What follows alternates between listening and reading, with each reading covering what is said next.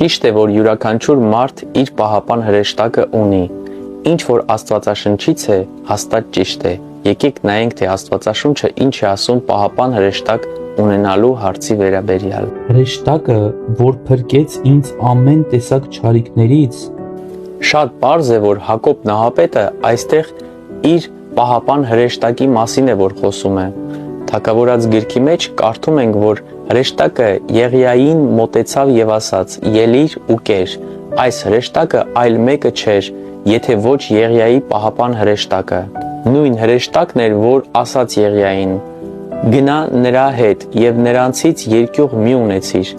Աբրահամը պատվիրեց իր ծառա Եղիազարին, որ Նաքովր քաղաք գնա։ Աստվածաշունչն ասում է. Աստված իր հրեշտակին կուղարկի քո առաջ եւ այնտեղից կին կառնես ին որդի Իսահակին։ Ուղարկվող հրեշտակը կարող է Աբրահամի պահապան հրեշտակը լինել, բայց ավելի հավանական է, որ այն լինի նույնինքն Եղիազարի պահապան հրեշտակը։